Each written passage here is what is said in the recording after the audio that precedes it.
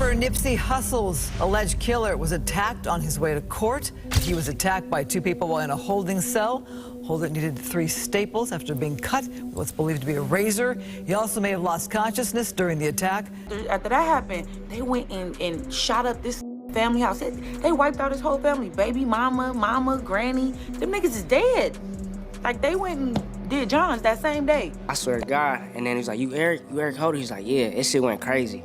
Everything I love, he got on and some more shit, spit on. They were spitting on him in the bus? Man, shit. Yeah, squirting on him. By March this year, it'll be 7 devastating years since the hip-hop world was shaken by the loss of one of its most beloved rappers, Nipsey Hussle. His death still hurts, but if there's been even the smallest bit of grim relief, it's the instant and brutal karma that followed the man who pulled the trigger, Eric Holder. Since that day, his life has been nothing but hell on earth. Because why would you go kill somebody like Nipsey and then leave your mama and them on the block in the 60s? From rumors about his family being wiped out to back-to-back assaults behind bars, Eric Holder has had a front-row seat to the consequences of his actions. Let's dive in. Back in 2023, Nipsey Hussle's family and the hip-hop world as a whole finally got a small sense of closure when Eric Holder was sentenced to 60 years to life for Nipsey's murder. On paper, that was justice. A clear message from the courts that what happened on Crenshaw would not be brushed aside. But in the streets, the reaction followed a very different timeline. According to rumors that have been circulating for years now, the streets didn't wait for a judge to speak. Whatever retaliation was coming, people say it came early, and it came heavy. Almost immediately after Nipsey's death, whispers started spreading about violent payback aimed at Holder's family. One viral video pushed those rumors even further. In it, a woman from the Rollin' 60s neighborhood, Nipsey's own stomping grounds, claimed that Holder's family had been wiped out as revenge for the killing. After that happened, they went and shot up this family house. They wiped out his whole family. Baby, mama, granny. Them niggas is dead. Like, they went and did John's that same day. According to her, Holder made the ultimate mistake, killing someone who wasn't just loved, but protected. The woman claimed Holder forgot one crucial rule of the streets. When you touch someone that powerful, the consequences don't always stop with you. Your people become vulnerable too. You go kill somebody like Nipsey and then leave your mama and them on the block in the 60s. You supposed to get them up out of there before you even went to scope the scenery. Whether true or exaggerated, one thing is certain: the streets don't forget. And in this case, they weren't interested in waiting around for the legal system to catch up. The backlash didn't stop with Holder's family either. There have long been rumors that anyone still rocking with him, visiting him in prison, speaking up for him, or staying publicly connected could be putting themselves in danger. It's like Nipsey's name carries a kind of invisible weight, an unspoken warning. Not in a mystical sense, but in the very real way street politics work. Allegiance matters, and choosing the wrong side can cost you. Some people initially believed Holder might be somewhat protected behind bars because of his gang ties, but that idea didn't last long. In 2022, Holder was reportedly attacked in prison by 2 inmates, and this wasn't a light scuffle or a quick fade. According to reports, the attackers used a razor, slashing him and beating him until he lost consciousness. By the time it was over, Holder needed 3 staples in his head and was left with bruises all over his face. What makes it even crazier is how it happened. Holder was allegedly sitting in a holding cell with about 13 other inmates, just minding his business, when the attack came out of nowhere. The motive was never officially confirmed, but let's be honest, Nipsey Hussle's name rings bells everywhere. It's hard to believe that connection didn't play a role. The next day, Holder showed up in court looking rough, head stapled up, face swollen and bruised. The visuals alone told a story, and while seeing anyone in that condition might normally spark sympathy, it was hard for many people to feel bad considering the way Nipsey's life was taken in cold blood. Still, it was a stark reminder that Holder's punishment didn't end with his sentence. For him, the consequences followed him everywhere. What Holder likely never anticipated was just how far Nipsey's influence reached, or how fiercely people would move to protect his legacy. Some critics have tried to downplay the reaction, calling it over the top or even silly. But that kind of talk usually comes from people who don't fully understand who Nipsey was. Nipsey wasn't just a rapper with a few hits. He was a symbol, a leader, a bridge between worlds that rarely meet. He invested in his neighborhood. He spoke openly about ownership, economic empowerment, and long-term thinking in a culture often forced into survival mode. Even the LAPD acknowledged the work he was doing to help reduce violence and build trust between the streets and law enforcement. His impact was so deep that President Barack Obama publicly honored him after his death, recognizing Nipsey's influence not just in Los Angeles, but globally. That alone says a lot. We would like to read a letter from the 44th President of the United States, Barack Obama, sent in regarding the life and celebration of Nipsey Hussle. And if that wasn't enough, Nipsey's passing reportedly brought rival gangs to the table to talk about peace. Eric Holder pulled the trigger, but he couldn't kill what Nipsey represented. That's the part that haunts this whole story. Nipsey's legacy is untouchable. His name still rings, his message still spreads, and according to people who've done time, that legacy follows Holder everywhere he goes. Former inmates, including Bravo the Bag Chaser, have spoken publicly about how rough life has allegedly been for Holder behind bars. One prison transfer, in particular, was said to leave him visibly shaken. Just another reminder that even locked away, the shadow of Nipsey Hussle looms large. I swear to God. And then he's like, you Eric Holder? He's like, yeah, it shit went crazy. Everything I love, he got on and some more shit, spit on. They were spitting on him in the bus? Man, shit, yeah, squirting. Now, while Holder is the one officially paying for Nipsey's murder, rumors continue to swirl that he may not have acted alone. Some believe he was following instructions, or at least moving under pressure from someone higher up. And one name that keeps popping up in these conversations is Big U. Even Nipsey's brother, Black Sam, has hinted at this possibility. He's spoken about big politics being involved, suggesting there were deeper issues at play beyond a simple personal dispute. But there was a lot of big politics getting into it with certain people.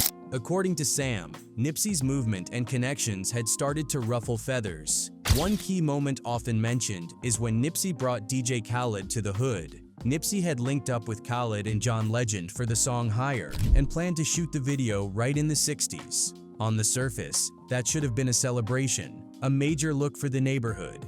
But allegedly, that's when things went left. The story goes that once Big U heard about it, he wasn't happy. There were claims that Nipsey didn't check in the way some people expected, and that rubbed certain folks the wrong way. Allegedly, a group of Rollin' 60s members was sent to press Nipsey about the situation, but Nipsey, being Nipsey, wasn't backing down. He stood his ground. You know, Hussle had DJ Khaled in the hood, and Hussle frontline that, and you know, we felt like certain people didn't like that. Black Sam never mentioned Big U by name, but people familiar with the politics say it was obvious who he was referring to. Big U had a reputation for taking issue with artists moving in the hood without clearing it first. And Nipsey wasn't interested in playing those old rules. Any real Nipsey fan knows the tension between Nipsey Hussle and Big U didn't just pop up out of nowhere after his death. That friction had been building for years, long before 2019. Their relationship actually goes all the way back to around 2007, when Nipsey signed a deal with Epic Records. At the time, everything was lined up for what was supposed to be his debut studio album, South Central State of Mind. But the album never dropped. And as the years passed, cracks started to form behind the scenes. According to people close to the situation, the real breaking point came when Nipsey decided he wanted out of Big U's label situation. Nipsey allegedly felt boxed in, like he was stuck in a bad deal. Big U, however, tells the story very differently. According to him, the tension didn't start over contracts or money at all. He claims it began when he stepped away from the music business for a while. During that period, Nipsey was in possession of some of Big U's recording equipment. When Big U eventually asked for his gear back, Nipsey allegedly didn't take it well. The equipment was eventually returned, but by then, the damage was done. What could have been a simple exchange turned into lingering resentment on both sides. From there, things only got worse. Nipsey reportedly felt disrespected by how the situation was handled, and the energy between them shifted for good. Then came the music. When Nipsey dropped the track You Don't Got a Clue, a lot of people immediately clocked it as a diss, especially the opening lines. I built this on my own and everybody know it's true. Still act like they supposed to have control of what I do. To many listeners, it sounded like a direct shot at Big U, whether his name was mentioned or not. Big U wasn't about to ignore that. After hearing the record, he and some of his people allegedly pulled up on Nipsey to confront him. According to Street Talk, they were looking to discipline him, and that didn't involve talking things out. The plan, allegedly, was to take Nipsey away for a DP. That's when Black Sam stepped in. Nipsey's brother wasn't having it. He stood firm and made it clear that Nipsey wasn't going anywhere with them. That didn't sit well with Big U, who reportedly told Black Sam to stay out of it, calling it gang business and reminding him that he wasn't originally from the 60s. But the beef didn't stop with music and street politics. Family made everything even messier. Nipsey's first baby mother was Big U's niece, which added a whole new layer of complications. At the time, Nipsey and her weren't on good terms. Nipsey allegedly had serious issues with the environment their daughter was being raised in. According to sources, there were guns, drugs, and alcohol around, and Nipsey wasn't willing to let that slide. Things boiled over during one particular incident. Nipsey reportedly went to his baby mother's house alone and got into a confrontation with a man she was involved with. The situation escalated fast. Nipsey allegedly pistol whipped the guy, beating him so badly that he had to be rushed to the hospital. In the middle of the chaos, it was rumored that his baby mother may have also been injured. Once Big U heard about what went down, he didn't waste time. He allegedly pulled up to Nipsey's store to confront him directly. Words were exchanged, tempers flared, and things turned physical almost immediately. According to people familiar with the situation, Big U ended up beating Nipsey down. Seeing his brother getting jumped, Black Sam ran inside the store and came back out with a pistol. Trying to break things up, Black Sam fired a warning shot into the air. That decision changed everything. Within moments, LAPD flooded the scene. When officers arrived, they reportedly saw Black Sam still holding the gun, and without hesitation, they opened fire. By some miracle, none of the bullets hit him. Instead of ending in a fatal shooting, the situation ended in arrests.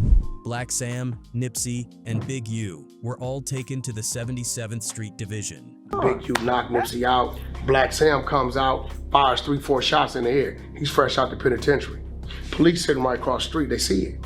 They come in, they arrest everybody. By the next morning, all three had bonded out. Despite all of this chaos, Nipsey didn't slow down. By 2011, he was making serious noise in the industry and started working closely with YG. That collaboration came with its own problems. Back then, it wasn't common or accepted for pirates to be hanging out deep in Rollin' 60s territory. But Nipsey wasn't interested in playing by old rigid rules. When it came time to shoot the Girls Ain't Ish video, Nipsey invited YG straight into the 60s. That move didn't sit right with Big U at all. He made it clear that he disapproved, and Nipsey had to stand on his decision. According to sources, Nipsey ended up fighting multiple Rollin' 60s members just to make sure YG could be there. That loyalty went both ways. Not long after, YG returned the favor by bringing Nipsey into Treetop Piru territory for another video shoot. From that point on, their bond was solid. As the years went by, Nipsey's career kept climbing. He evolved from a respected underground rapper into a mainstream force, earning Grammy nominations and global recognition. But no matter how big Nipsey got, the issues with Big U never fully disappeared. Another angle people always bring up in this whole situation is the long-standing claim that Big U was extorting rappers left and right, and Nipsey just wasn't the type to play along. Word on the street is that one of the biggest reasons Big U may have wanted Nipsey gone was because Nip stopped paying for so-called protection. Nipsey was independent, principled, and stubborn in the best and worst ways. Everybody know Big U and Nipsey had an argument, homie. Everybody know Big U was shaking Nipsey Hussle down, making him pay protection fee, sorta. Nipsey Hussle got smart and say, I don't wanna pay you $20,000 a month no more. and Nipsey Hussle come up dead. He lost his protection, and the hood killed him. We all know this, homie. There's also the ego side of it. Nipsey got big, bigger than a lot of people expected, and once he blew up, the spotlight shifted. Even though Big U was already a powerful figure in the streets, Nipsey became the face people look to. In gang culture, that's a problem. The gang is supposed to be bigger than any individual. No one man is allowed to outshine the structure, and some people believe that alone made Nipsey a target. What really rubbed salt in the wound for a lot of fans, though, was a clip that started making the rounds online. It was a screen-recorded live stream of Big U laughing at a comment about Nipsey. Justice for Nip.